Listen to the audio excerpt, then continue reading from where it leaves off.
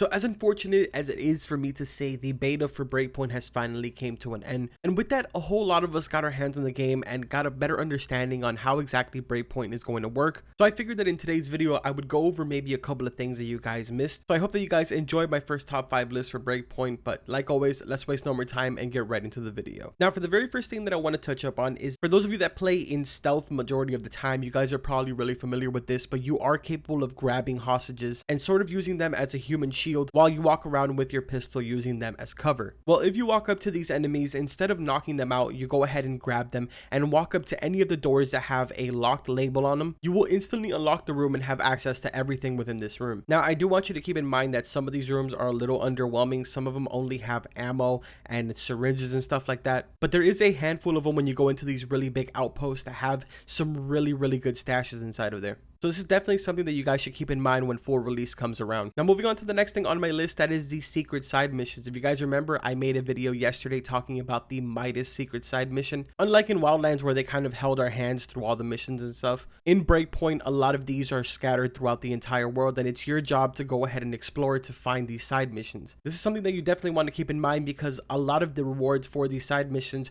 are exclusive rewards that can only be unlocked by doing them. During the beta we got access to I think a total of 3 of them, at least that's what I was able to find, which is the Samuel one, the Meister side mission one, as well as the one from Shoals, which I would like to add, I do have all of those recorded. So if you guys would like for me to upload those so you guys have them as reference for when the game does fully release, I will gladly do so, so let me know in the comments. Now moving on to the next thing on the list is something that I really wanted to touch up on because it's not something that I've seen anyone talking about, and honestly it's left me a little confused as to why no one's talked about this, but I'm specifically talking about the battle points or the battle pass system that they're introducing with the faction missions. If you guys remember, during the beta they announced that we will be having 9 faction missions every single day, which basically rewards you with some XP, a little bit of credits, as well as the battle points. Now I personally tried to do this every single day when I remembered. Sometimes I would forget, so I didn't actually make it to one of the random boxes. But one interesting thing that I did notice, I don't know if this is only specifically for the beta, but the only way to have gotten the really cool variants was by unlocking them through the battle crate system. Now of course, like I said, I'm not 100% sure if this is only going to be for the beta this way.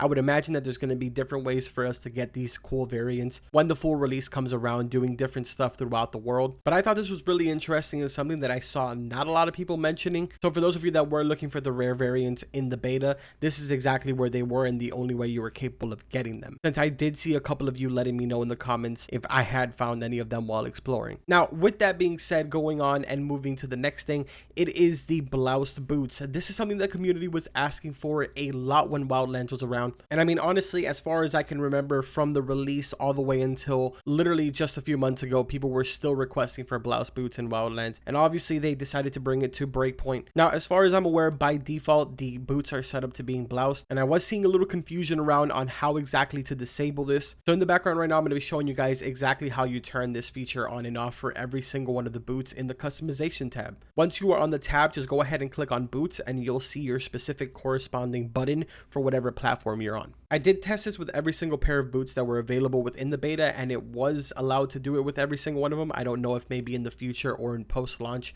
you won't be able to do it with specific pairs, but for the time being you can enable and disable them for every single one. And now for the final thing that I want to touch up on is how to buy and spawn vehicles in Breakpoint. Now for those of you that did play Wildlands, you guys know that Pakatari was the one that would spawn in all of our vehicles, even if it meant that it landed on top of our head. But as you guys know, we do not have the rebels helping us out in Aroa. So the way you want to go ahead and get this done, well, first off, to buy the vehicle, you're going to want to go ahead and head to Arrow 1 and head into the shop, where you will go into the vehicle tab, and there it will list every single vehicle that you have unlocked and that you can buy with Scout credit. Keep in mind that I say unlocked because some of the vehicles will not be listed in there unless you have them unlocked in the skill tree, such as like armored vehicles and stuff like that. Anyways, once you've purchased your vehicle, in order to spawn it in, you're going to want to head to the closest bivouac. Here you will go into the garage section and pick whichever one of the vehicles that you own. And honestly, as someone that played Wildlands for a very long time, this is the part that I found the most interesting, is that once you break camp, it honestly parks the vehicle in the most pleasant place ever and right in front of you. You don't even have to look for it.